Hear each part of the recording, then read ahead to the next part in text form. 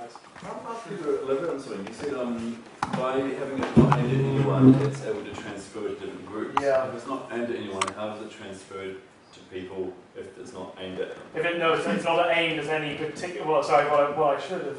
I expressed myself badly, basically. It's not aimed at any particular portion of what I would consider the art-consuming public. So it's not. It's how do I say? Because it has no target, well, no specific target. It's kind of just thrown out there in the wide world in the spirit of who knows. Okay. Rather than I want this to go here and score a hit there or whatever. I mean, that may sound actually slightly perverse in the sense that it implies that other composers do that. Yeah, I think so. Quite a lot of the time, almost in an almost industrial way. Actually, I think it's almost like it's a sort of a market pitch. You know, it's a provocative statement, isn't it? It's I'm telling you what. No. It's just presumably artists and composers included. Presumably some of them aim their work at a particular audience or a particular patron. Because they're trying to get dinner on the table. Yeah, not always intentionally, but not always intentionally. That's the interesting thing. I think some music embodies so many sort of cultural assumptions, stylistic assumptions, that it ends up almost inadvertently aiming itself at a particular kind of aesthetic, a particular kind of mindset, rather than people necessarily. Sorry, I was going to ask, do you have a kind of particular anti-commodity Marxist policy? No, there's no actual coherent ideology behind it. It's just a load of instincts bundled together in a loosely formed thing. But I completely recognise the question because that's exactly what it sounds like. Oh, right. Yeah, it sounds like. Yeah. Yeah, it sounds like we had a seminar actually on this about the notion of music which defies commodification and what is that and is it still possible? But in a sense that sounds a little bit what you're hinting at. Sorry, I just wondered if a sort of anti-aesthetic gesture is itself an aesthetic gesture. sorry, I should have said this. It's not anti-aesthetic, it's anti-generic. But surely anything that anybody writes has its own associations, whether you want those associations or not, because we're all informed by what we've consumed. Yeah. Well, I'm sure acute ears would have picked up tons and tons of it. But I just mean in some of what you were saying, there seemed to be a sense of railing against music that has certain associations, but all music has associations.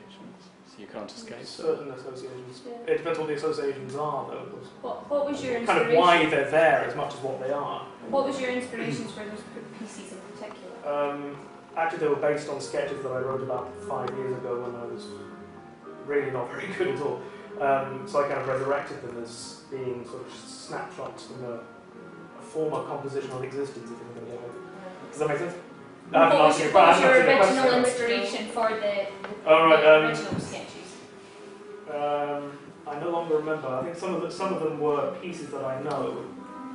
Some of them were just ideas that happened to come into my head. So how do you compose? As you said it's impulsive. Yeah. So do you literally just sit at the piano and impulsively play and see what comes out, or like we were saying before, do you hear sounds? But then are those sounds then are they from something else that you've encountered, and therefore you are being kind of derivative? Yeah.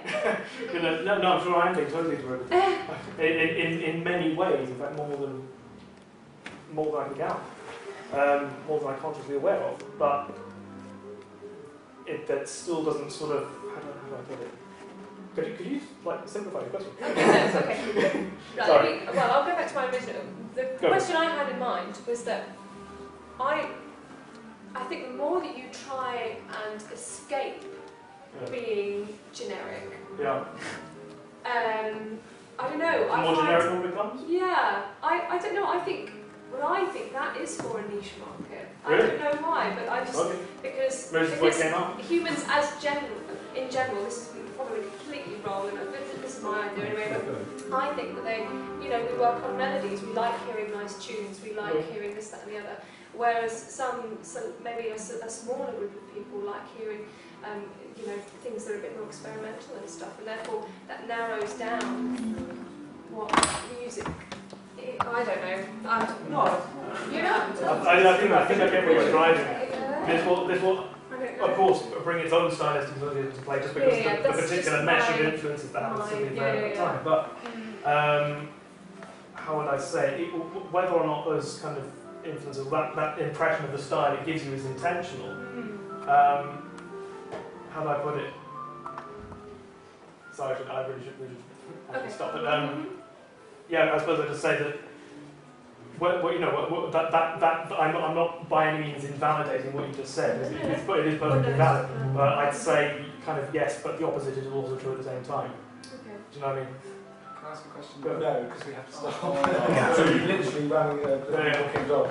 Sure. So, but this, I think, is we could have a lot of this. We could continue this, and perhaps go away and reflect, and then bring it back to the session in which we're going to hear. Thank you.